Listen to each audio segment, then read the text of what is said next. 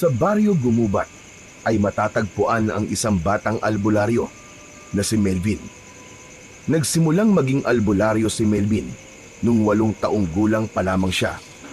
Simula noon ay naging tuloy-tuloy na rin ang ginagawa niya kahit nag-aaral pa siya. Hindi rin tutol ang mga magulang ni Melvin sa ginagawa niya dahil para sa mga ito ay kakaibang bata siya at may kakaibang kapangyarihang taglay sa pagiging isang albularyo. Umaga ng Lunes, naghahanda na si Aling Marisol ng almusal para sa mag-ama niya. Isang dating albularyo si Mang Nilo, ngunit ngayon ay nagtatrabaho na lang bilang isang construction worker sa isang malaking gusali sa bayan. Si Melvin naman ay papasok na sa eskwelahan. Melvin anak, kumain ka na at may pasok ka pa ngayon. Nandiyan na po, Nay. Pus ka na bang maligo, ha? Napansin naman ng kanyang ina na hindi pa siya nakasuot ng kanyang uniforme. Oh, bakit hindi ka pa nagbibihis? Aba, hindi ka ba papasok sa eskwela? Papasok po. Mamaya na po ako magbibihis kapag tapos na po akong kumain para hindi po ako madumihan. May bitbit na pala ng uniforme ang batang si Melvin. Sobrang puti nun. Tila ibinabad ng 1 linggo sa mabula-bulang liquid detergent. Oh, bago yata yan na.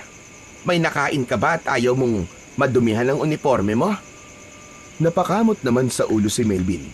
Hindi kagad siya makapagsalita dahil nahihiya siya sa kanyang ina. Umupo naman sa tabi niya ang ama na si Mang Nilo at ginulo ang buhok ng bata. Aasarin na naman siya siguro ng kanyang ama. Mahal naman, nagbibinata na tong anak natin eh. Mukhang may nagugusto yan yata sa eskwela. Nako, ikaw Melvin ha, umayos ka. Ang pag-aaral mo na ang atupagin mo. Huwag mo akong gayahin. Abe, kabata-bata mo pa. Hindi ka pa nga tuli eh. Tay naman, wala pa po akong gustong babae. Kasi po, darating po kayo ng bagong guro namin. Nakakahiya naman po kung marumi po ang uniforme ko pagpasok ko po sa eskwela. Baka anong sabihin po ng bago naming guro? Baka sabihin po, pinapabayaan niyo po ako. Oy, hindi ah. Tinuturuan ka lang din namin na magkusa. Salamat po. Eh naman pala eh. Napaka-good boy naman pala ng anak natin, mahal eh. Saan pa ba magmamana yan? Kundi sa akin. Aba, hindi ah. Sa akin kaya. Junior ko kaya yan. O siya, tama na. Pagtatalunan pa ba natin to, Nilo? Nagtaas na ng kanang kilay ang babae sa asawa habang nakapamewang. Tinarayan na ng misis niya si Mang Nilo para namang nangatog ang 2 tuhod ng Ginoo kung kaya hindi na siya tumutol. O siya, sige na, sige na. Ikaw naman, Mirasol. Oo, sa'yo na siya nagmana. Sa'yo na. Kahit hindi naman. Pinagtuunan na lang ng pansin ng lalaki ang kanyang anak. O sige anak, kumain ka ng marami ha. Para mamaya kapag nagtanong ang iyong guro, may lakas ka para sumagot. Alam kong magpapasikat ka na naman eh. Napakamot na lang ng ulo ang paslit. Parang nahihiya sa sinabi ng kanyang tatay. Tatay talaga oh. Hindi naman ako nagpapasikat eh. Matalino lang talaga ako, kagaya nyo. Ayan ha, narinig mo naman mahal. Sa anak mo na mismo nang galing. Ay sos, kayabang. Kayo talagang mag-ama. Magkaugali nga kayong dalawa. Eh di, inamin mo na rin na talo ka. Tumiim ang anyo ni Aling Mirasol kung kaya natahimik sa pagtawa si Mang Nilo. Sige, isa pang hirit mo, Nilo. Mauupa ka na talaga kita. Napalagok ng sariling laway ang Ginoo kung kaya pinagtuunan na lang niya ng pansin ang kinakain. Sige na. Dalian nyo ng pagkain para makaalis na kayo. Anong oras na oh? Nako, ang babagal nyong kumilos. Hinawakan ni Melvin ang bilugang tiyan ng ina. Buntis ang nanay niya. Yun ang magiging nakakabatang kapatid niya. Marahan niyang hinimasyon at hinalik-halikan. Nanay naman, wag naman po kayong mainit ang ulo. Baka maapektuhan po ang kapatid ko eh. Hay nako, Kasi naman kayo eh. O hayan, Nay. Umiinit na naman po ang ulo nyo. Relax lang po, Nay. Pakinggan ko nga po ang tiyan nyo, Nay. Ano kayang ginagawa ng baby mo sa loob, no? Maiging pinakinggan ng bata ang tiyan ng ina. Tuwang-tuwa siya dahil sa bawat paghilab ng tiyan ni Aling Mirasol, ang pag-aasam ng paslit na maalagaan ng mabuti ang nakababata niyang kapatid. Pagluwal nito. Kapag babae po tong kapatid ko, wala nga away sa kanya dahil palagi ko po siyang ipagtatanggol. Gagawin ko siyang prinsesa ko at ako ang kanyang hari. Uupakan ko kung sino man ang mga away sa kanya. Ganyan nga anak, dapat walang magtangkang away ng kapatid mo. Ikaw ang magiging tagapagtanggol niya. Hayan ang anak ko, matapang. Opo naman, Tay. Nay, kapag may nang away po sa inyo, sabihin niyo po agad sa akin ha, para maresbakan po namin ni Tatay. Inalagotok pa ng bata ang daliri. Mukhang handang-handa na talaga siyang kung sakali mang may mang-api sa kanyang ina at sa kanyang magiging kapatid. Hay nako, ako nga'y tigil-tigilan yung dalawa. Sige na, mag-almusal na kayo. Anong oras na oh? Ang babagal niyo talaga. Kumain na nga sina Melvin at Mang Nilo. Pagkatapos kumain, ay agad nagbihis ang mag-ama at sabay nang lumabas ng bahay. Paalam po, Nay. Ingat ka po rito sa bahay ha. Huwag ka po magbubuhat ng mga mabibigat na bagay at baka mapano po kayo ng baby. Okay po? O siya, sige na anak. Ang sweet naman ng anak ko. Huwag kang mag-alala ha. Mag-iingat ako palagi. O sige na mahal, paalam na. Ingat kayo ni baby ha. Kumaway na si Aling Mirasol sa mag-ama niya. Ilang sandali pa ay naglakad na silang mag-ama. Nagpaalam na si Melvin kay Mang Nilo. Nang makarating siya sa eskwelahan, mabilis siyang pumasok sa silid-aralan at umupo sa kanyang upuan. Medyo maaga pa, wala pa ang bago nilang guro. Si Ginang Luisa kasi, ang dati nilang guro, ay matanda na at may sakit na rin, kaya nagretiro na ito. Lahat ng kanyang mga kaklase ay tahimik lang na naghihintay sa kanilang bagong guro. Ilang sandali pa ay may pumasok na magandang binibini sa kanilang silid-aralan. Humahangang tinignan ni Melvin ang bagong pasok. Maganda siya at mukha pang mabait. Nakangiti ang bagong guro sa kanila. Magandang umaga mga bata. Kumusta kayong lahat? Masiglang sumagot ang mga bata sa kanilang bagong guro. Bago ako magsimulang magturo sa inyo, magpapakilala muna ako. Ako nga pala si Binibining Lourdes. Ako ang bago niyong guro dito sa grade 5 Mabini. Ikinagagalak ko kayong makilalang lahat. Magandang umaga rin po sa inyo, Binibining Lourdes. Ang ganda niyo po at ang bait pa. Nako, binola mo kaagad ako sa unang araw ng klase natin ha. Teka, anong pangalan mo? Ako po si Melvin. Ako po ang class president dito sa grade 5 Mabini. Wow! Ang galing mo naman. Aasahan kita rito sa loob ng silid-aralan natin. Tutulungan mo ako, hindi ba? Oo naman po, Binibining Lourdes. Sabihin niyo lang po ang kailangan niyo at gagawin ko po kagad. Ang bait-bait mo namang bata ka. Gusto ko mga katulad mo, Melvin. Tumingin si Binibining Lourdes sa mga estudyante na may ngiti sa mga labi. Hindi siya makikitaan ng sama ng ugali. Nagsalita siya para sabihin sa klase na magpakilala sila isa-isa sa harapan. Tumalima naman ang mga estudyante at isa-isa ngang nagpakilala. Pagkatapos ng pagpapakilala ay nagsimula ng magturo si Binibining Lourdes. Kalmado siya kung paano magturo, kaya lahat sila ay nakikinig dito na walang ingay. Maging si Melvin ay parang nahihipnotismo sa ganda at sa pagiging mabait ni Binibining Lourdes. Magaling mga bata. Natapos na rin natin ang leksyon ngayong umaga. Iligpit niyo na ang inyong mga gamit at pwede na kayong mananghalian. Salamat po, Binibining Lourdes. Uuwi ka ba sa inyo, Melvin? Hindi po. May baon po ko. Ah, sige, mabuti naman. Pwede ba ako magtanong sa'yo? Opo, ma'am. Ano po yun? Marami bang buntis dito sa bayan nyo? Ha? Buntis po? Bakit niyo naman po naitanong? Nagtataka si Melvin sa biglang naging tanong ni Binibining Lourdes sa kanya. Inosente naman ang mukha niya at mukhang kuryoso lang sa dami ng buntis sa kanilang lugar. Mahinang tumawa si Binibining Lourdes na tila ba nahihiya sa naging tanong niya. Pasensya na po kung nagtanong po ako. Kasi po, Ayos lang yun, ano ka ba?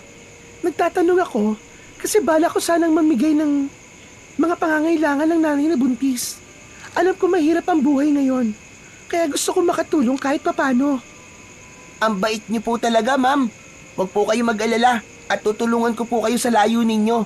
Sasabihan ko po mga kapitbahay ko tungkol sa gagawin mong pamimigay ng mga kakailanganin nila. Naku, wag na Melvin. Nakakahiya naman sa'yo. Baka marami pang gagawin sa bahay niyo eh.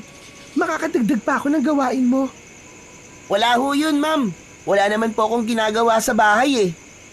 Bilib talaga ako sa kasipagan mo. O sige na nga. Sabihin mo sa mga kapitbahay mong puntis na sa Sabado ay mamimigay ako ng mga kailangan nila. At kung suswertehin, sa susunod na buwan ay libreng gatas naman ang ipamimigay ko. Pagpalain po sana kayo. Binibining Lourdes. Tamang-tama. At mabibigyan si nanay para sa kapatid ko. Bakit? Buntis din ba ang nanay mo? Opo, excited na nga po ako maging kuya eh. Alam kong magiging isa kang mabuting kuya, Melvin. Nginitian ni Melvin si Binibining Lourdes.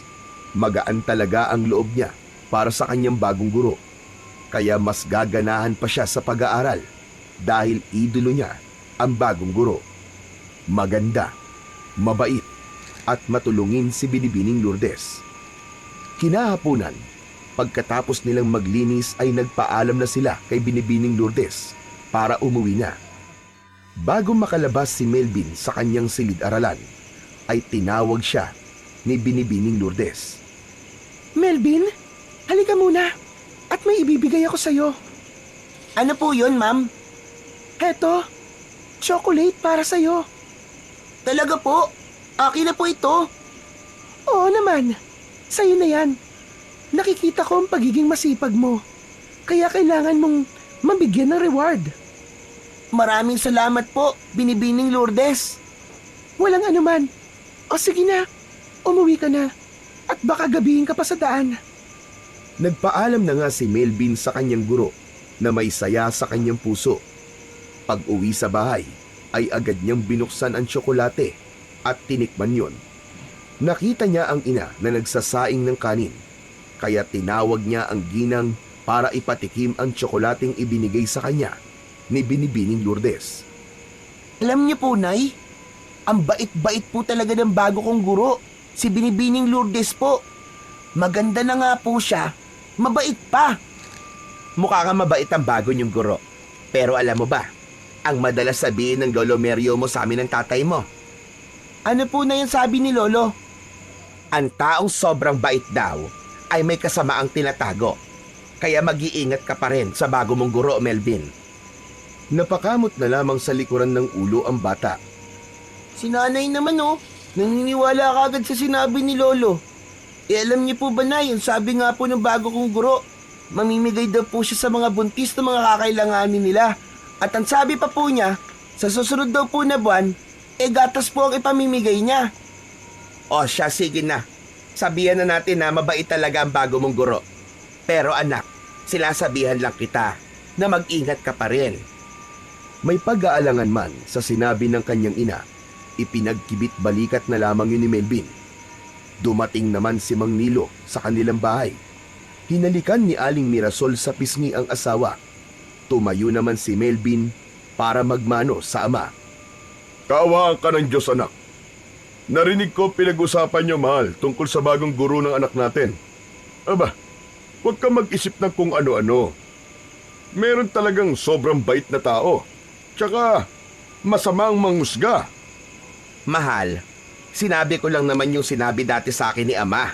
Alam mo naman sa panahon ngayon, hindi ba? Bait-baitan, pero may hidden agenda pala.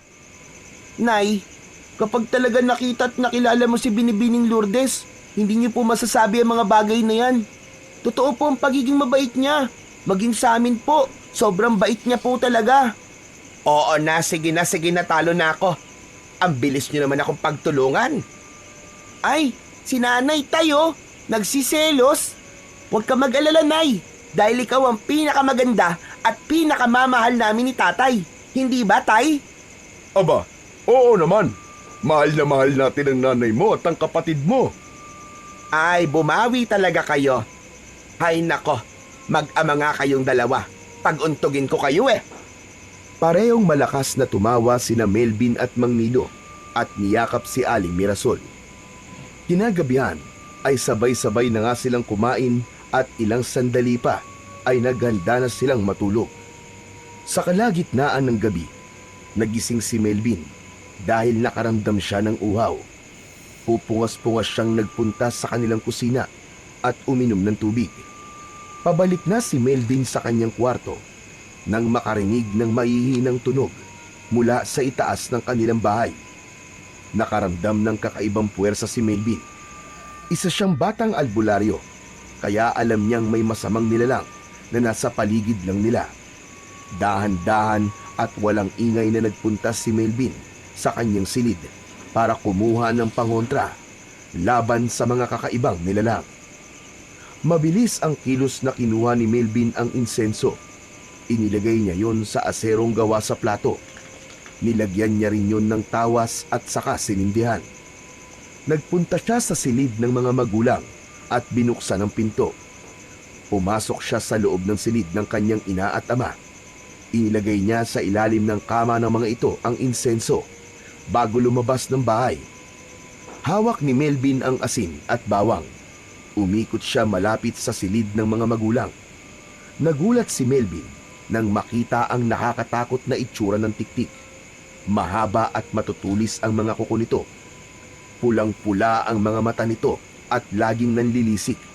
Malalaki ang tenga at nakabaluktot ang katawan. At kitang-kita ang malaki niyang pakpak at mahabang dila. Matapang na tiningala ni Melvin ang tiktik. Narinig niya ang boses ng aswang. Biglang tingin ang bata sa halimaw ng dilim. Hoy! Anong ginagawa mo dyan, ha? Pangit na aswang ka! Etong sayo! Malakas na isinaboy ni Melvin ang dalang asin at bawang sa mukha ng tiktik. Mabilis itong nakalipad, kaya ang paa nito ang naabot ng asin at bawang. Malakas na napahiyaw ang tiktik. Tinignan na lamang ni Melvin ang papalayong nakakatakot na nilalang. Nawala ito sa kadiliman. Malakas na napapuntong hininga si Melvin. Naku po, Diyos ko. Mukhang may tiktik na dito sa bayan namin. Kailangan kong bantayang mabuti si Nanay at ang iba pang mga buntis sa lugar namin. Nanganganib sila. Bumalik si Melvin sa loob ng kanilang bahay. Siguradong napinsala niya ang tiktik, kaya hindi na yun babalik pa sa bahay nila.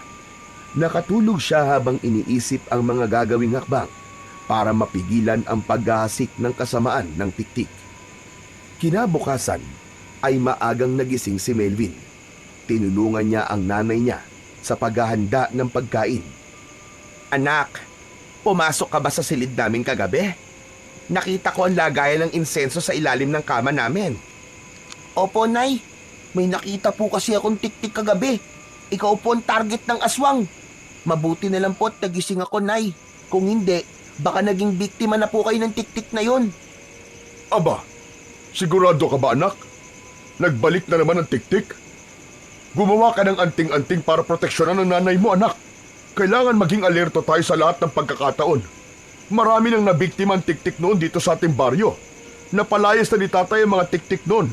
Bakit muli na naman silang nagbalik? Hindi ko rin po alam, Tay, eh. Pero wag po kayo mag-alala.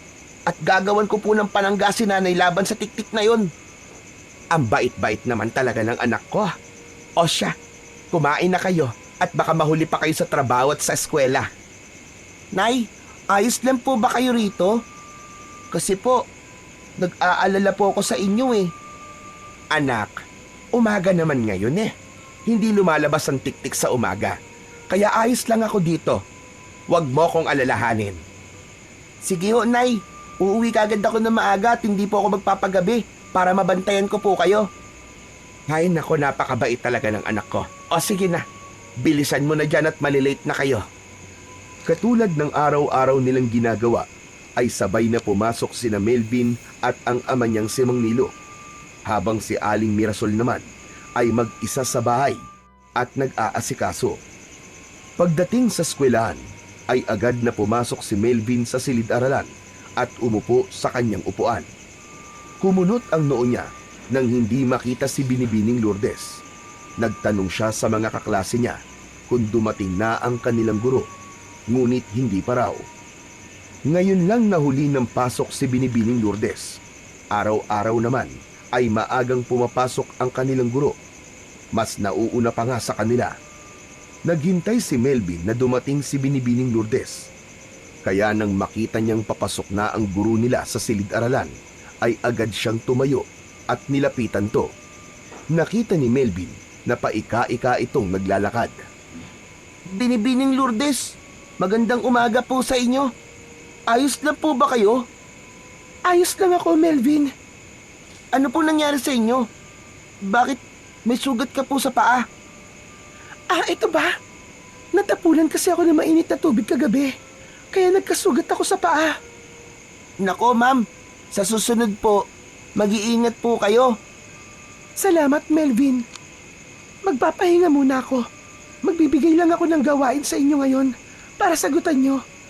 Sige po ma'am, mabuti po yon. Buong maghapon na nagpahinga si Binibining Lourdes, habang si Melvin naman ay kinumusta ang guro. Nang pauwi na sila, ay tinawag siyang muli ng guro. Lumapit siya roon. Halata sa muka ni Binibining Lourdes na may iniinda siyang sakit. Dahil sa bawat galaw niya, ay napapaigik siya sa kirot. Hindi na lang yon binigyan ng pansin ng batang paslit. Melvin, nasabihan mo na ba mga kapitbahay mong buntis tungkol sa tulong na ibibigay ko? Ay nako ma'am, nakalimutan ko po eh. Pero mamaya po, huwag po kayo mag-alala. Sasabihin ko po sa kanila.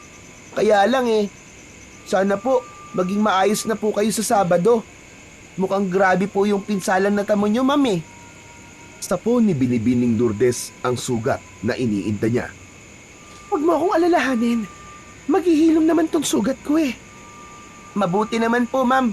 Sige po, hindi na po ako magtatagal at baka gumabi na. Magpapaalam na po ako. Wala pa namang kasama si nanay sa bahay. O sige, mag-iingat ka, Melvin. Lakad at takbo ang ginawa ni Melvin para makarating kagad sa bahay nila. Hindi pa naman gabi, kaya lang ay gagawan niya ng anting-anting ang inang nagdadalang tao para maprotektahan sa mga elemento at iba pang masasamang nilalang, katulad na lamang ng tiktik. Pagdating sa bahay, ay kumuha ng insenso si Melvin at nagpausok sa loob ng kanilang bahay, lalo na sa loob ng silid ng mga magulang niya. Kumuha siya ng uling, bawang, posporo at insenso. Dinasalan yun ni Melvin at binalot sa itim na tela. Pinahiran niya yon ng langis ng nyog. Gumawa siya ng kwintas at inilagay niya ang nagawang anting-anting bilang pendant ng kwintas para ibigay sa kanyang inang, si Aling Mirasol. Nay, hali po kayo rito. Ano yun anak? May kailangan ka ba? Ipinakita niya sa ginang ang ginawang kwintas na may anting-anting. Ngumiti si Melvin. Napakahusay talaga niyang antingero, hindi lang sa pagiging albularyo. Heto po, Nay. Ginawan ko po kayo ng anting-anting. Huwag niyo po itong iwawala. Proteksyon niyo po yan laban po sa mga masasamang nilalang. Lalo na po kapag sasapit ang gabi.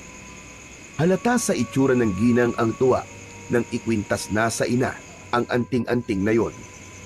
Ikaw talaga anak. Kuhang-kuha mo talaga ang galing ni tatay sa pagiging albularyo. Ang bata-bata mo pa.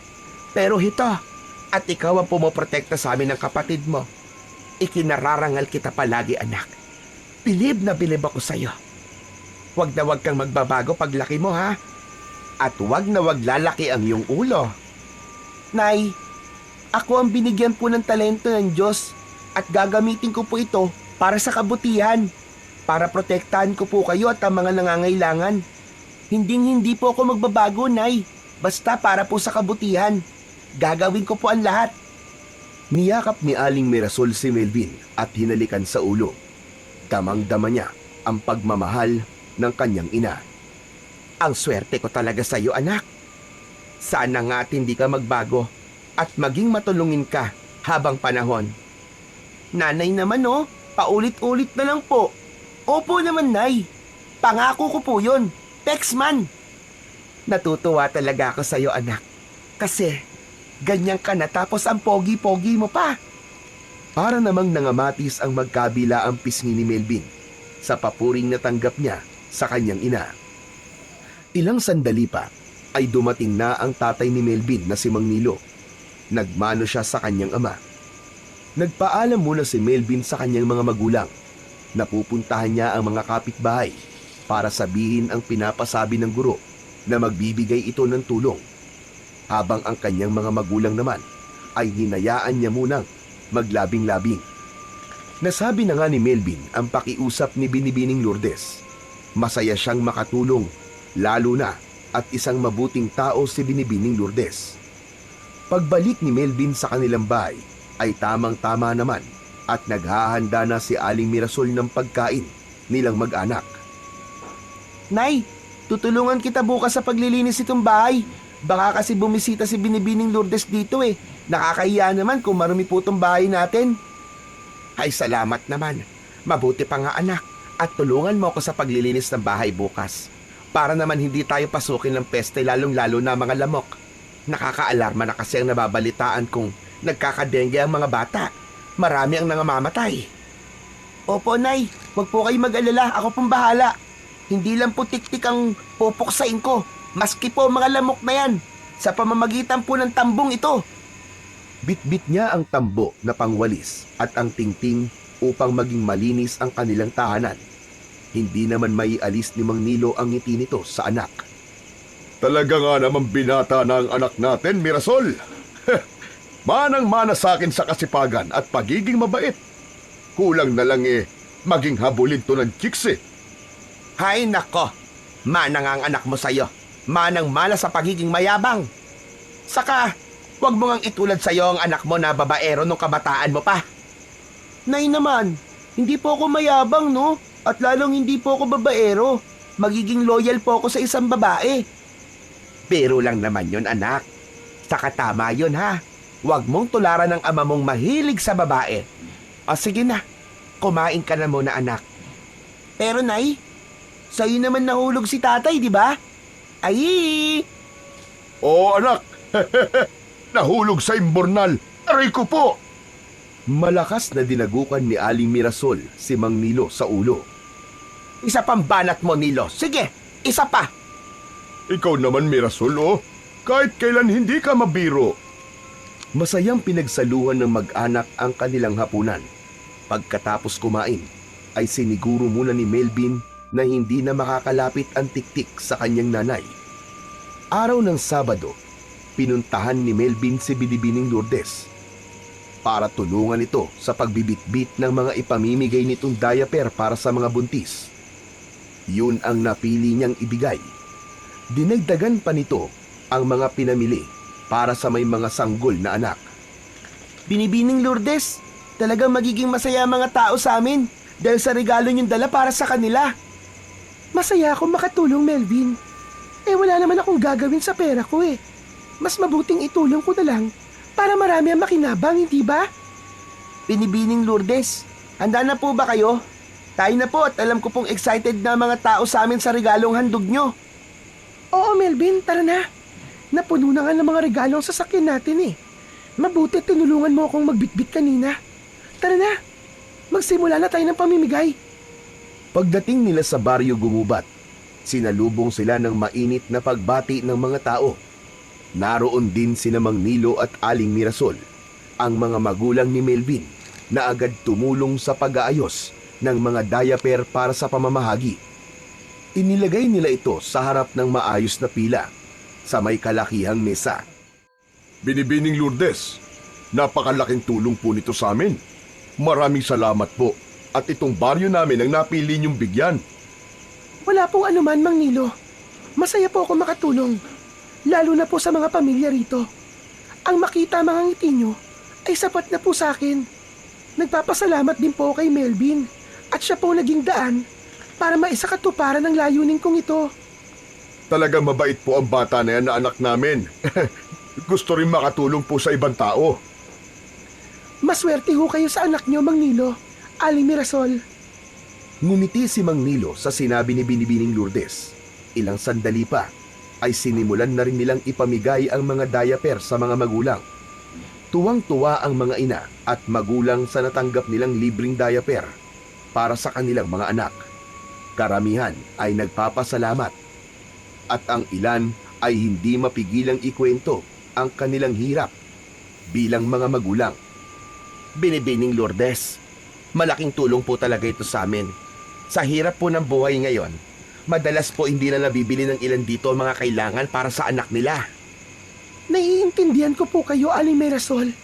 Kaya nga po, gusto ko magbigay ng kahit konting ginhawa sa mga nanay. Huwag po kayo mag-alala. Babalik po ako sa susunod na linggo para naman mamigay ng libreng gatas para sa mga bata. Talaga po? Nako, malaking tulong po yun sa amin. Maraming salamat po talaga, Binibining Lourdes. Pagpalain po kayo ng Diyos. Naku, wala po yun. Masaya po ako makatulong.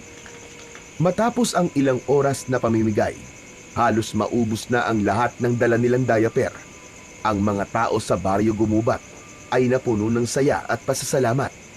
Hindi mapigilang magbigay ng palakpakan ng lahat para kay Binibining Lourdes at sa mga tumulong dito.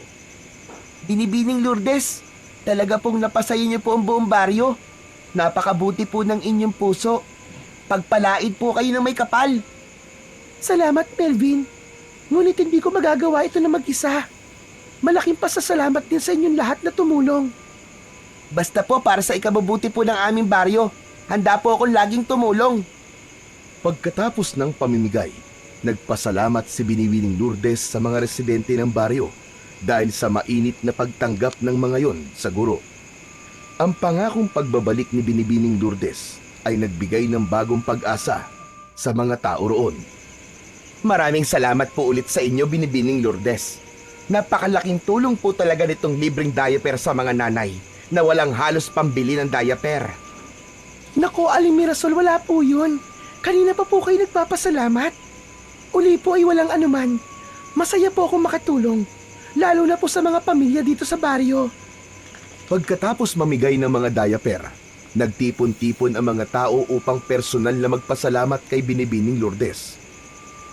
Ang bawat magulang na nakatanggap ay may ngiti sa labi habang hawak ang mga diaper na kanilang natanggap.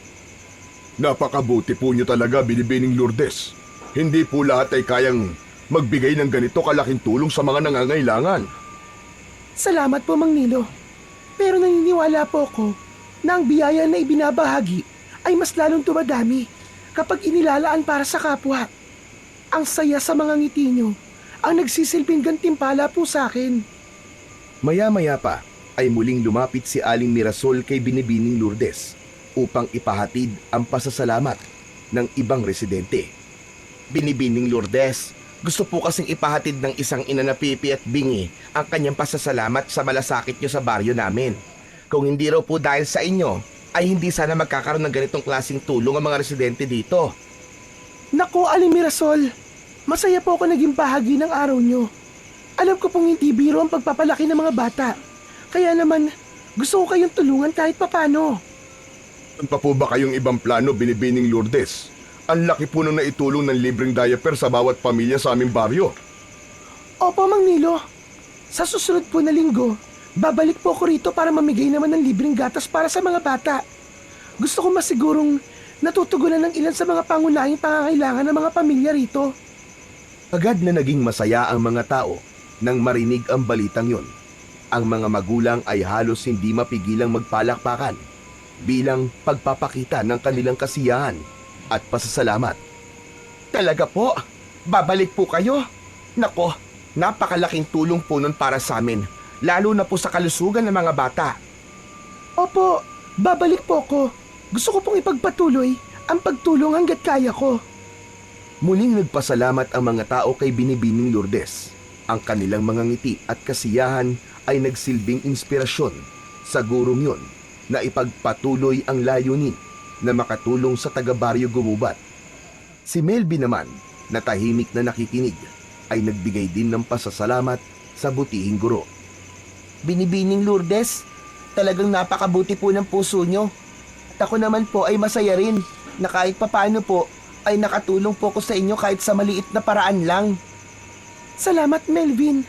Napakalaking tulong ng presensya mo. Hindi ko magagawa to na mag-isa.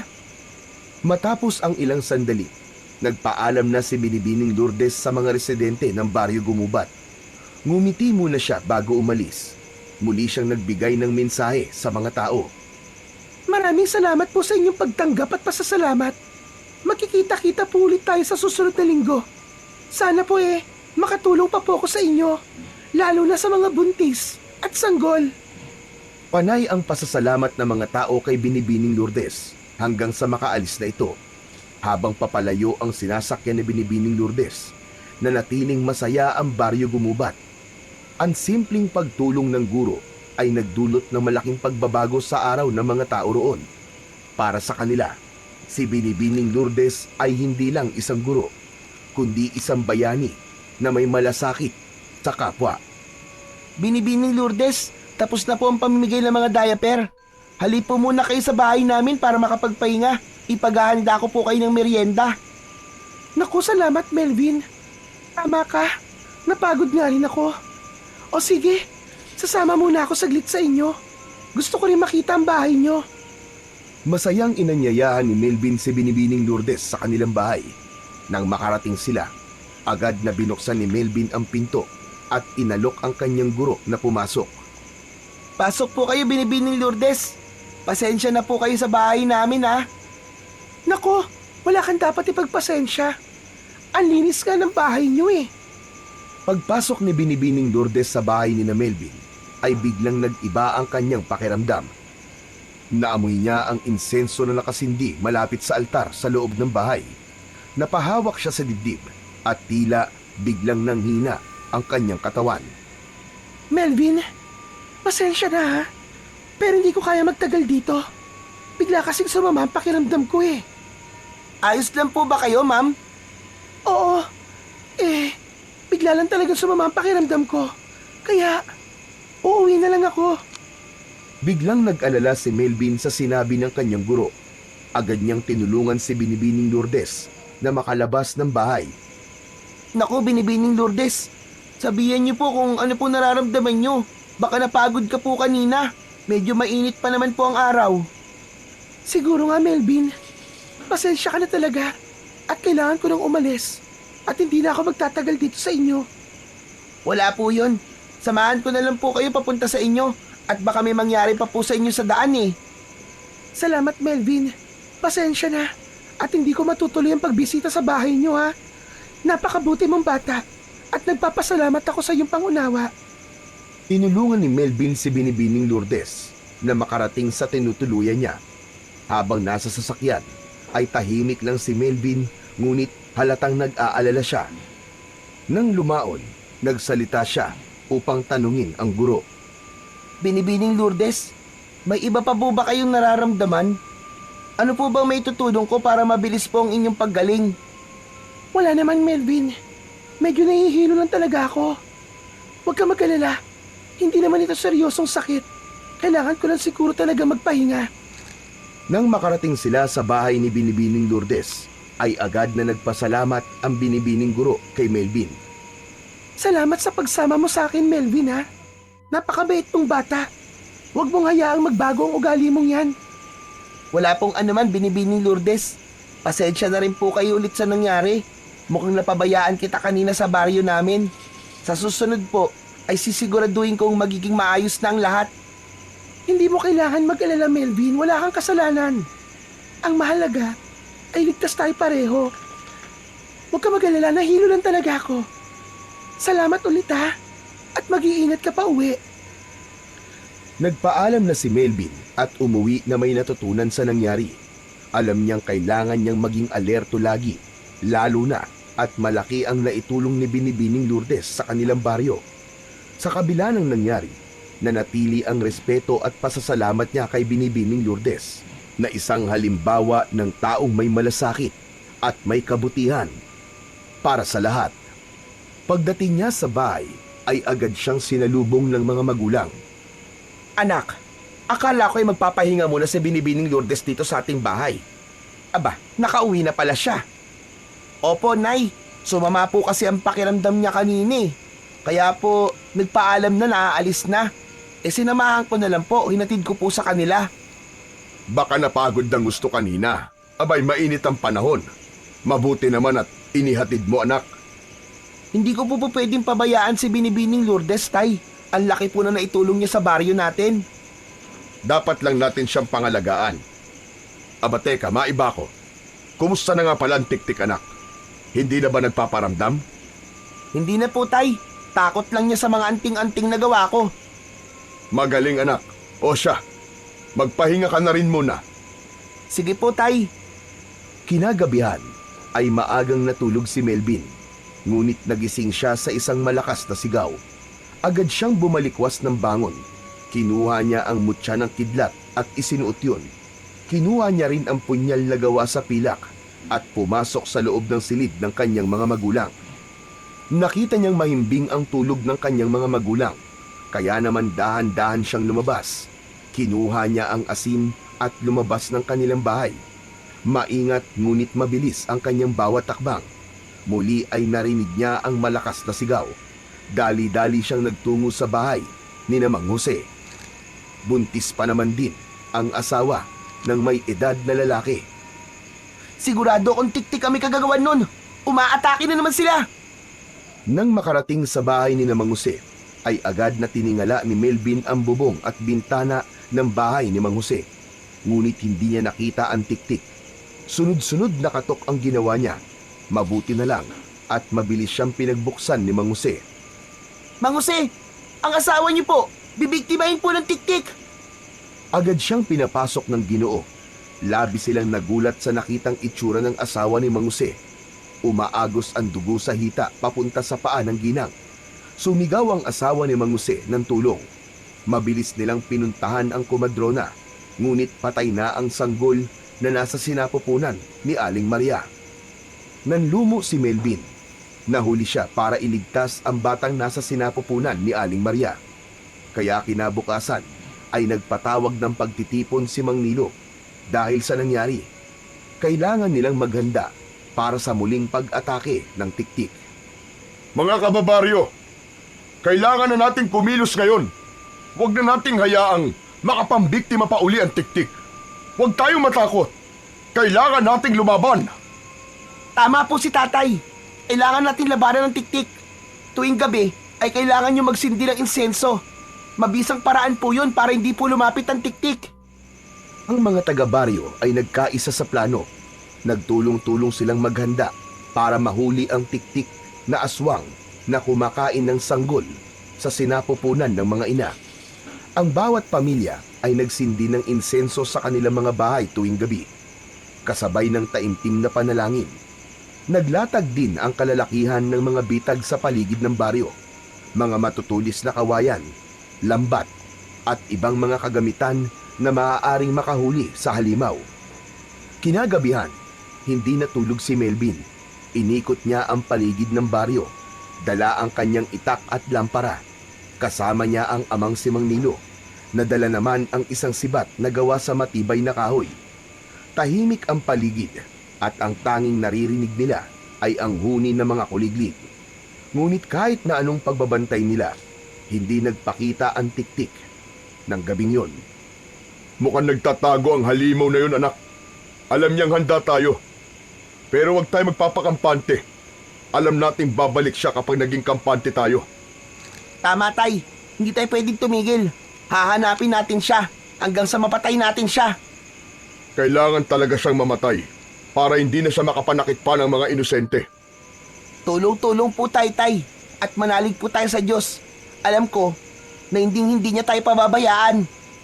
Kahit pagod, hindi tumigil si Melvin sa pagbabantay tuwing gabi. Sinabayan niya ang ama sa pag-iikot, habang ang iba pang kalalakihan ng baryo ay tumulong na din. Sa kabila ng kanilang pagod, hindi sila tumigil. Samantala, si Aling Mirasol na 7 buwang buntis ay mas naging maingat sa bawat kilos niya. Hindi siya lumalabas ng bahay kapag gumagabi na at palaging may insensong nakasindi sa kanilang tahanan. Ang asawang si Mang Nilo ay laging nakabantay dito, hawak palagi ang itak. Mahal, natatakot ako. Hindi ko alam kung hanggang kailan natin malalagpasan ang banta ng tiktik. Baka isang gabi ay atakihin na lang ako. Huwag ka mag-alala, mahal. Hindi ko hahayaang may mangyari sa'yo at sa anak natin. Tsaka, hindi ba't ginawan ka ni Melvin ng anting-anting? Isuot mo lang yun palagi at walang mangyayari sa'yo. Natatakot din ako sa kaligtasan niyo ni Melvin. Bata pa ang anak ko para makipaglaban sa isang halimaw. Pero proud ako sa kanya dahil nakakatulong siya sa ating baryo sa kabila ng kanyang murang edad. Manalangin tayo, mahal. Tinutulungan din naman tayo ng mga kalalakihan sa ating baryo. Hindi magtatagal at matatapos din ang lahat ng ito. Sana nga, mahal. Sana nga. Lumipas ang ilang araw na tahimik ang baryo gumubat. Walang ulat ng pag-atake ng tiktik ang natanggap ng baryo. Ngunit nararamdaman ng mga tao ang hindi maipaliwanag na presensya tuwing gabi. Isang gabi, habang nagbabantay sina Melvin at Mang Nilo sa gilid ng kagubatan, biglang naglaho ang katahimikan. May narinig silang kakaibang tunog, parang malakas na pagaspas ng pakpak sa itaas ng mga punong kahoy. Ay, narinig niyo po yun? Oo, Melvin. Nandito lang siya sa paligid. Kaya't mag-iingat ka. Biglang nagliwanag ang langit dahil sa apoy mula sa insenso na inilagay nila sa paligid. Napansin nila ang isang anino na mabilis na gumagalaw sa ibabaw ng mga punong kahoy.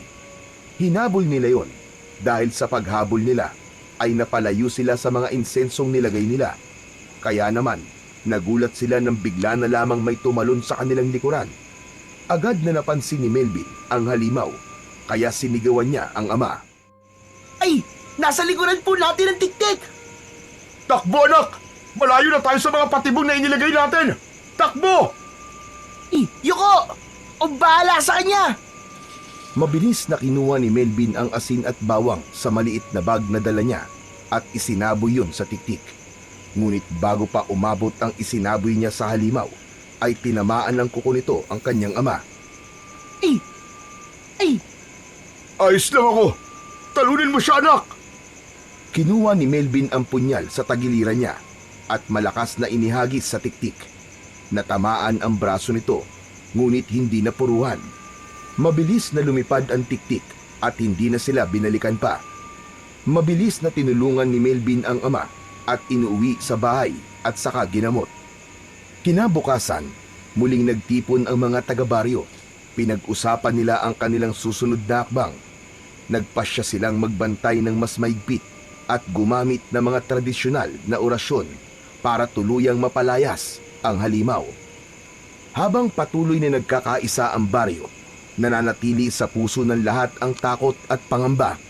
Ngunit higit sa lahat, nandoon ang determinasyon nilang protektahan ang kanilang pamilya at bayan mula sa kamay ng kasamaan.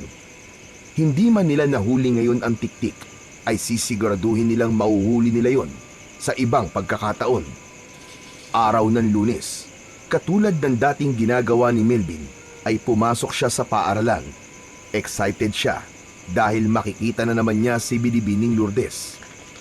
Magandang umaga mga bata. Magiliw na binati ni Binibining Lourdes ang mga bata. Magiliw din namang sinagot ang guro ng mga bata. Tumayo si Melvin at nilapitan si Binibining Lourdes. Ma'am, maayos na po ba ang kalagayan nyo? Oo, Melvin. Nakapagpahinga ako ng maayos. Salamat nga pala sa'yo. At hinatid mo ko papunta sa bahay. Walang anuman po, ma'am. Mag-iingat po kayo, lalo na po tuwing gabi. Maraming mga masasamang nilalang na pwedeng manakit po sa inyo. Maraming salamat sa paalala mo, Melvin. Huwag ka mag-alala at palagi ako mag-iingat. Kayo rin, ha? Mag-iingat kayo. Nakaramdam ng kakaiba si Melvin sa kakaibang tinig ni Binibining Lourdes. Ngunit nang makita niyang ngumiti ang binibini, ay isiniwalang bahala na lamang niya ang kakaibang nararamdaman. Bumalik nga si Melvin sa kanyang upuan. Tinignan niya ang masayahing muka ni Binibining Lourdes at ang kabang biglang lumukob sa kanya kanina ay biglang nawala. Imagination ko lang yun. Hindi masamang tao si Binibining Lourdes. Mabait siya sa lahat.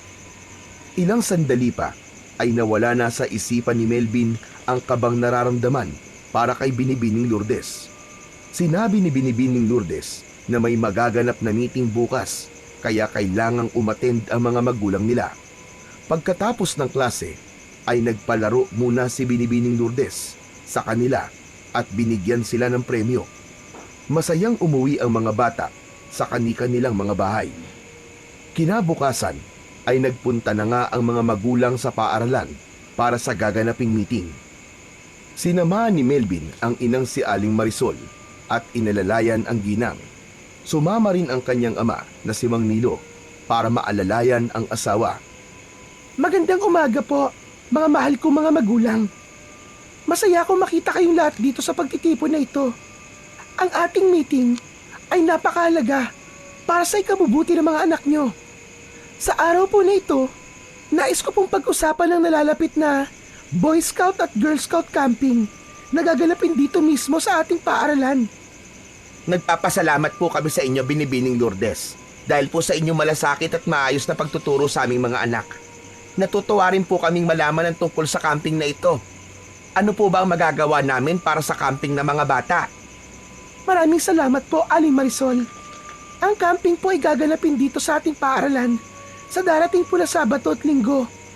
Magtatagal ito ng 2 araw at 1 gabi.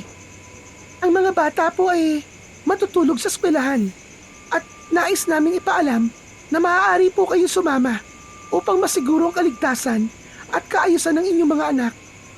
Ang layunin po ng camping na ito ay turuan ng mga bata ng disiplina, pagkakaisa at mga kasanayang makakatulong sa kanilang paglaki bilang responsable at mapagmalasakit na tao. Napakaganda po ng layunin ng camping na ito, Binibining Lourdes. Pero paano po mga pagkain at iba pang pangangailangan ng mga bata? Maganda pong tanong yan, Aling Marisol. Kami na po ng mga guro ang maghahanda ng sistema para po sa pagkain. Magdadala ang bawat bata ng kanilang paon para sa unang araw. Ngunit magkakaroon po tayo ng communal cooking kung saan magtutulungan ng mga bata at magulang sa pagluluto ng pagkain para sa lahat. Ang gagawin sa budget ng pagkain ay contribution na lamang po. Isasama na lang namin sa pangungulekta ng registration fee ng mga batang gustong sumali. Magkakaroon din po tayo ng schedule ng mga aktibidad. Kabilang na po ang team building games, basic survival skills, at iba pang kasiyahan na magtuturo ng aral sa mga bata. Pwede po bang malaman kung ano ang mga aktibidad na gagawin ng mga bata at ano po ang mga dapat nilang dalhin mga kagamitan? Opo, Aling Marisol. Mamamahagi po kami ng listahan ng mga kailangan dalhin. Tulad po ng mga sleeping bag, extra clothes, toiletries, at ilang personal na gamit. Siguraduhin lang po na hindi masyadong mabigat po ang kanilang mga bitbit upang hindi po sila mahirapan. Ang iba pa pong detalye, tulad ng schedule ng mga aktibidad, ay ipapamahagi rin namin pagkatapos po ng meeting. Napakaganda naman po ng plano nyo, Binibining Lourdes. Handa po kami tumulong bilang mga magulang para maging matagumpay po ang school camp na ito. Maraming salamat po sa inyong suporta. Malaking bagay po ito para sa amin. Maaari po ba kaming mag-organisa ng grupo ng mga magulang na tutulong po sa inyo sa paghahanda ng pagkain, pag-aayos ng venue, at pagsigurado po sa kaligtasan ng mga bata? Nako, ang ganda po ng idea nyo, Aling Marisol.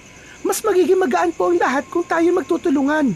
Bukod dito, magkakaroon din po tayo ng mga designated parents na magsisilbing tagapagbantay sa bawat grupo ng mga bata para masiguro natin ang kapayapaan at kaligtasan nila habang ginagawa ang mga iba't ibang aktibidad. Gusto ko po mag-volunteer sa pagluluto. Mahilig po ako magluto at sigurado kong magugustuhan ito ng mga bata. Ayos lang naman kahit pubuntis ako. Ako naman ay tutulong po sa pag-aayos ng venue. Marunong ako mag-set up ng mga tents at ibang kagamitan. At hindi ko hayaang mapagod ang asawa ko. Malakas na tumawa ang mga kasamang mga magulang nina Aling Marisol at Mang Nilo dahil sa sinabi ng Ginoo. Ilang sandali pa ay natahimik ang lahat nang magsalita si Binibining Lourdes. Maraming salamat po sa inyong suporta. Napakaswerte po ng mga bata dahil merong mga magulang na gaya nyo na handang maglaan ng oras at lakas para sa kanilang kaalaman. Kailangan din po siguro natin ng emergency plan para sa anumang hindi inaasahang pangyayari. Sino po ang maaaring manguna dito? Gusto ko po ang ideya niyong yan, Aling Marisol. Magdadala po kami ng first aid kit at magpapatawag din po tayo ng isang nurse mula sa Barangay Health Center upang tumulong po sa mga bata kung kinakailangan. Magkakaroon din po tayo ng orientation para sa mga bata at mga magulang tungkol sa mga safety protocols bago po magsimula ang camping. Napaka-organisado po ng plano niyo, Binibining Lourdes. Sigurado magiging masaya at makabuluhan po ito para po sa mga bata. Maraming salamat po, Mang Nilo. Ang tagumpay po ng camping na ito ay nakasalalay sa ating pagkakaisa bilang ako na guro, magulang, at mga estudyante. Kung may mga question pa po kayo, bukas po ang aming pinto para makinig. Wala na po akong ibang masasabi kundi salamat po sa inyo, Binibining Lourdes. Talagang napakabuti po niyo sa aming mga anak. Maraming salamat din po sa inyo. Umaasa po ako magiging matagumpay ang camping na ito sa tulong ng lahat. O ano po, magkita-kita po tayo sa Sabado ng umaga para sa simula ng ating masayang karanasan para sa inyong mga anak. Salamat po, Binibining Lourdes. Kami po ay maghahanda na para sa darating na camping. Muli ay magandang umaga po sa inyong lahat at ingat po kayo sa pag-uwi. Maraming salamat po. Sa pagtatapos ng meeting, masaya at puno ng sigla ang mga magulang at guro dahil sa kanilang pagkakaisa. Naging daan ang kanilang pagtutulungan upang masigurong magiging matagumpay ang nalalapit na school camping. Isang karanasang tiyak na mag-iiwan ng magagandang alaala para sa kanilang mga anak. Kaya nang sumapit ang araw ng Sabado, ay naghanda ng mga gamit na dadalhin si Melvin. Narinig niya ang lahat ng usapan sa meeting dahil nandun lang siya at nakikinig. Pupunta ang kanyang ina sa camping kahit na ito ay buntis. Balak din ng kanyang mga magulang na doon matulog. Ngunit nag-alala siya para sa ina dahil baka umatake ang tiktik. Kaya naman, dinala ni Melvin ang mutya ng kidlat na pamana ng kanyang lolo. May masama kasi siyang kutob, kaya gusto niya yung mapaghandaan, lalo na at nandun nga ang buntis niyang nanay. Kaya bago sila umalis, ay kinausap niya muna si Aling Marisol. Nay, sigurado po ba kayo sa desisyon nyo? Baka kasi sumugod ang tiktik dun eh. Ayoko po mapahamak kayo. Anak, huwag ka mag-alala, ayos lang ako. Ang camping mo ang dapat mong isipin, ha? Minsan lang ito, anak. Kaya mag-enjoy ka lang, okay? Huwag ka mag-alala, anak, at nandun naman ako. Nakausap ko na rin ang ibang mga tanod sa baryo natin para magbantay sa eskwelahan at pumayag naman sila. Inaalala ko lang po kasi si nanay eh. Ayoko po may masamang mangyari sa kanya, lalo na po't buntis siya. Manalig ka lang sa Diyos, anak. Huwag kung ano-ano ang iniisip mo. Tsaka nandun naman tayo. Poprotektahan naman natin ang nanay mo, hindi ba? Sige na nga. Basta, kapag may kakaiba kayong naramdaman, Nay, tawagin niyo po kagad kami ni tatay ah. Oo, anak. Huwag ka mag-alala. Tatawagin kagad kita. Salamat po, Nay. Ilang sandali pa nga ay nandun na sila sa eskwelahan. Naging masaya ang una nilang pagpunta roon. Nang sumapit ang gabi, ay gumawa sila ng campfire. Naging masaya ang lahat. Nang sumapit ang 9:00 ng gabi, ay naghanda na ang lahat para matulog. Ang mga magulang ay natulog sa isang silid-aralan na nakalaan para sa kanila. Habang ang mga Boy Scout ay nasa silid-aralan din natulog. Magkaiba ng tulugan ang Boy Scout at Girl Scout. Ilang sandali pa, tahimik na ang lahat. Tanging huni lang ng mga panggabing insekto ang maririnig. Mahimbing na ang tulog ng lahat. Pero si Melvin ay hindi makatulog. Masama talaga ang pakiramdam niya at parang may masamang mangyayari. Kaya naman, bumangon siya at dahan-dahang tumayo. Ano ba tong nararamdaman ko? Kanina pa ako kinakabahan ah. Lumingon siya sa direksyon ng kinahihigaan ni Binibining Lourdes. Ngunit nagulat si Melvin nang hindi makita roon ang butihing guro. Nasaan kaya si Binibining Lourdes? Baka nasa banyo lang. Babalik na sana si Melvin sa pagkakahiga nang makarinig siya ng kakaibang tunog ng pakpak. Malakas ang hampas ng pakpak, kaya alam niyang hindi yun maliit na ibon lang. Biglang kinabahan si Melvin, kaya agad siyang lumabas ng silid-aralan. Sigurado akong tik-tik yun. Humanda ka sa akin, tik-tik ka. Lagot ka sa akin ngayon. Mabilis na pumasok si Melvin sa silid-aralan at kinuha ang kanyang mga sandata. Hindi siya pwedeng lumikha ng ingay at baka mataranta ang lahat. May 3 buntis pa naman na mga nanay ang sumama sa camping. Hindi ko hahayaang may masaktan sa kanila. Gagamitin ko ang lahat ng kaalaman ko para mailigtas sila. Hindi ko na pakakawalan pa ang tik-tik na yun sa pagkakataon na ito. Hinanap ni Melvin ang tiktik. Dahan-dahan siyang naglakad sa pinagmumulan ng ingay. Hawak ang kanyang insenso at punyal. Hindi siya pwedeng magkamali. Ang kaunting pagkakamali ay maaaring ikapahamak ng lahat. Nakarinig siya ng kakaibang kaluskos sa labas ng camp. Tumigil siya, sandali, upang magmasid. Biglang lumabas mula sa dilim ang tiktik. Ang mahahaba nitong pakpak ay naglalabas ng nakakakilabot na tunog habang kumakampay sa hangin. Ang matalim at nanlilisik nitong mga mata ay tumingin direkta kay Melvin. Alam nito, nakalaban ang bata. Ngayon na ang pagkakataon ko. Hindi na kita hahayaang makatakas pa. Humanda ka sa akin, tik-tik ka. Agad na sinugod ni Melvin ang tiktik. Mabilis at walang takot, ngunit parang alam ng tiktik ang bawat galaw niya.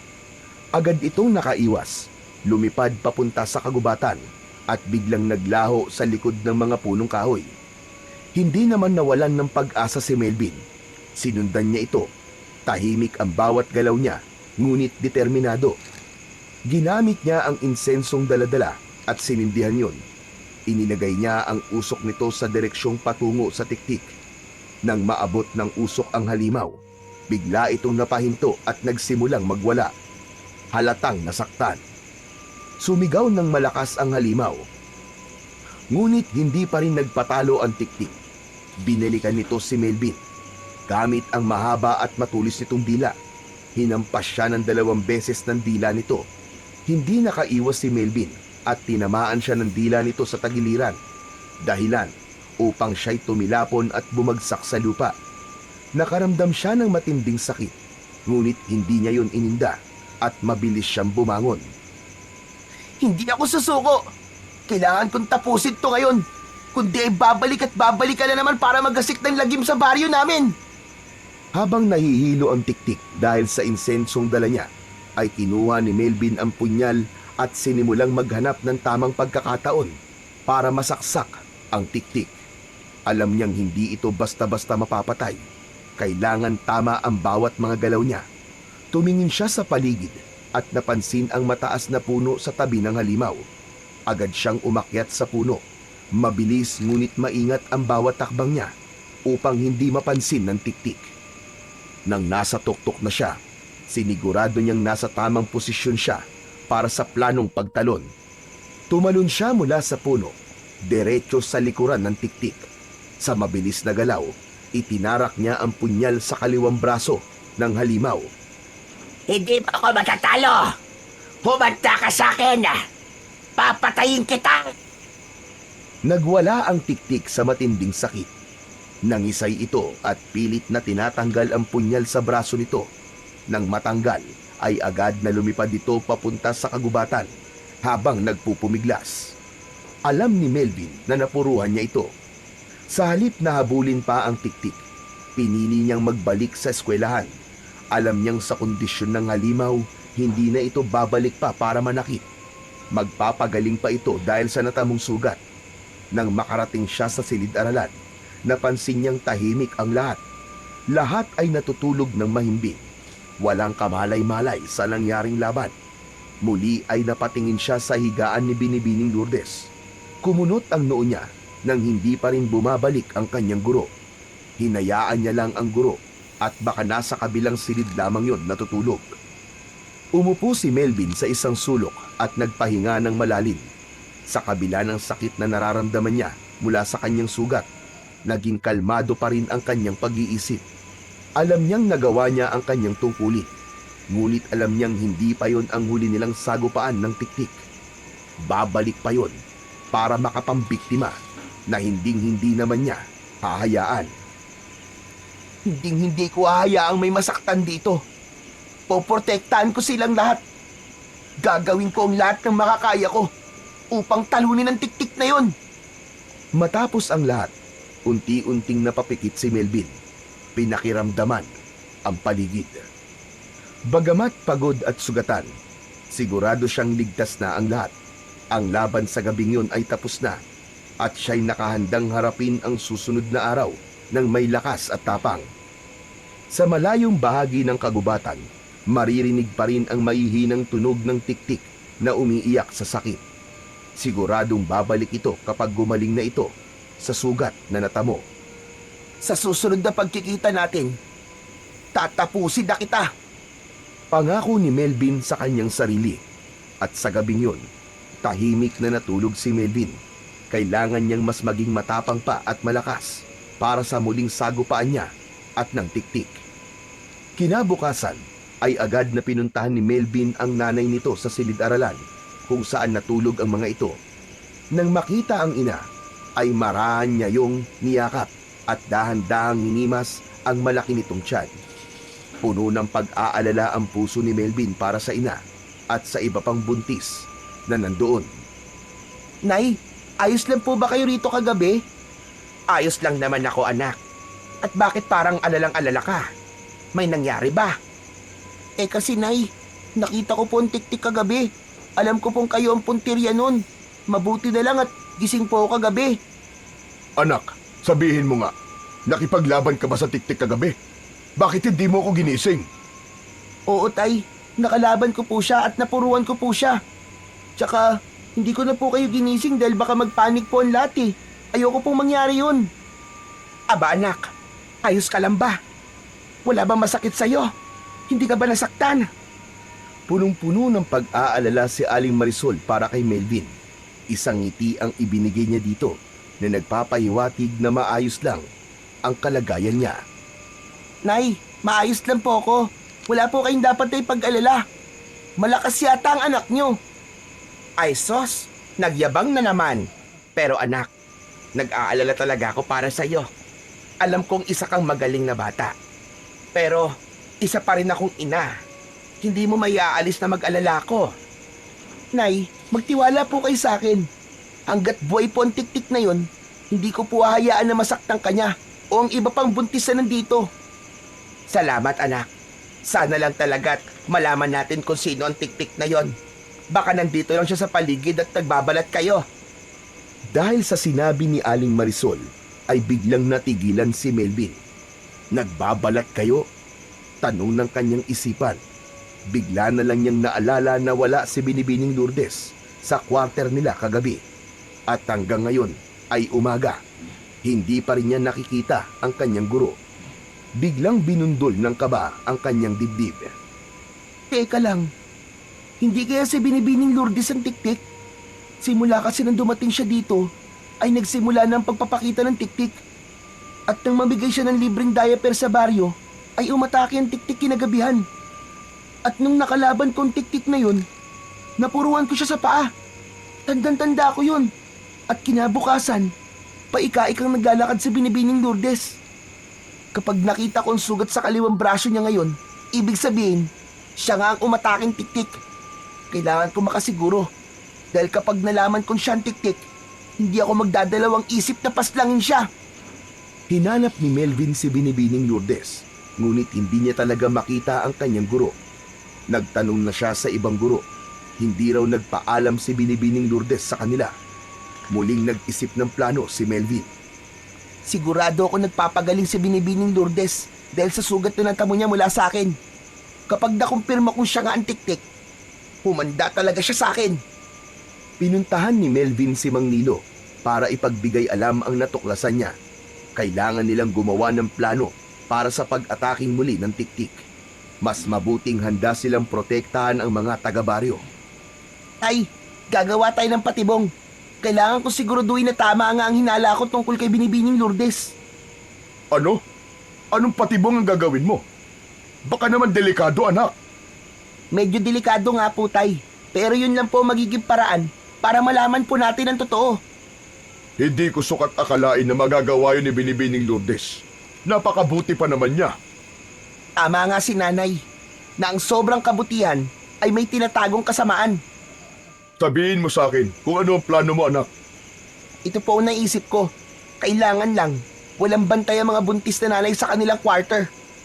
Aba, hindi pwedeng wala silang bantay, anak. Tay, patapusin niyo po muna ako. Ganito kasi yun. Magtatago kayo sa labas. Kailangan palabasin nating wala silang bantay. Huwag po kayo mag-alala dahil susundan ko naman ang tiktik. Magpapanggap lang akong tulog. Kapag nasigurado ko si Binibining Lourdes nga ang aswang, ay susugurin ko kagad siya. Maganda ang plano mo, anak, ah. Kakausapin kong ibang mga kalalakihan para sabihin ang plano mo. Sige, Utay. Kailangan na po natin tapusin to ngayon. Alam ko na pinagplanuhan talaga ni Binibining Lourdes ang pagkakaroon ng camping para mabilis niyang makuha ang bibiktimahin niya. Pero doon siya nagkamali dahil inilapit niya mismo ang sarili niya sa amin para sa katapusan niya. Kinagabihan ay naghanda na ang lahat. Maging ang buntis na nanay ay nakiisa rin sa kanilang plano. Kailangan nilang tapusin ang tiktik para bumalik na sa kapayapaan ang kanilang lugar at hindi na mapuno ng takot. Hanggang sa sumapit ang gabi ay hindi nagpakita si Binibining Lourdes kaya mas lalong lumakas ang kutob ni Melvin. Nagpanggap siyang natutulog. Payapa na ang gabi at mahimbing na natutulog ang lahat. Naramdaman ni Melvin ang isang malakas na presensya. Alam niyang may nagmamasid sa kanya. Isa kang hadlang na bata ka. Pagkatapos kong patayin ng mga buntis ngayong gabi, ikaw ang isusunod ko. Nanginig ang balahibo ni Melvin. Hindi niya akalain na magdadala ng kilabot sa kanyang buong sistema ang boses ni Binibining Lourdes. Kahit gusto niyang imulat ang kanyang mga mata at puntahan ang kanyang guro na aswang. Ngunit hindi niya ginawa dahil masisira ang plano niya. Nang maramdaman ni Melvin na umalis na si Binibining Lourdes, ay agad siyang nagmulat ng mga mata. Bumangon siya at mabilis na sinundan si Binibining Lourdes. Maraan ang bawat hakbang niya. Hindi talaga siya gumawa ng ingay. Nakita niyang nagpunta sa likuran ng malaking puno ang kanyang aswang na guro. Nanlaki ang mga mata ni Melvin nang makita kung paano magpalit ng anyo si Binibining Lourdes. Naging isa na itong halimaw na may dalawang pakpak. Nakakatakot ang mga nanlilisik nitong mga mata. Ang mga kuko ay matutulis. Kumakabog ang puso ni Melvin dahil sa takot na nararamdaman. Mas malakas ang tiktik na nakikita niya ngayon. Hindi ako pwedeng panghinaan ng loob. Gagamitin ko ang mutya ng kidlat para matalo kong tiktik na ito. Biglang lumipad ang tiktik. Mabilis na umikot sa paligid ni Melvin. Sa bilis ng galaw nito, halos hindi niya na ito nasundan. Salita ang tiktik at rinig ni Melvin ang nakakakilabot nitong boses. Ikaw, Melvin, wala kang laban sa akin. Sa gabing ito, nakabilugan ng buwan. Ako ang pinakamalakas. Kaya humanda ka. Mamamatay ka na ngayon. Biglang sumugod ang tiktik kay Melvin gamit ang matutulis nitong mga kuko. Hinampas nito si Melvin. Napaatras siya at nasugatan ang braso niya. Tumulo ang dugo sa brasong nasugatan. Napangiwi siya nang dahil sa sakit. Hindi ako natatakot sa iyo, pangit na tiktik. Ang mutya ng kidlat ang gagamitin ko para sa katapusan mo. Itinaas ni Melvin ang mutya, ngunit bago niya ito magamit, hinampas siya ng tiktik gamit ang mahaba nito at matutulis na dila. Tumilapon si Melvin sa lupa. Napasigaw siya ng dahil sa sakit. Ngunit hindi siya kumibo. Bumangon siya at hinigpitan ang hawak sa kanyang mutya. Ano, Melvin? Hanggang dito ka na lang ba? Mas mabuti pang sumuko ka na lang at mamatay. Wala ka na magagawa. Gagawin kong pagkain ng mga buntis na naroon sa eskwelahan. Kasama na ang nanay mo. Hindi mangyayari yun. Hindi ako susuko. Para to sa baryo. sa mga inosenteng tao na gusto mong saktan. Poprotektahan ko sila, lalong-lalo na ang nanay ko. Biglang kumislap ang mutya ng kidlat. Isang nakakasilaw na liwanag ang bumalot kay Melvin.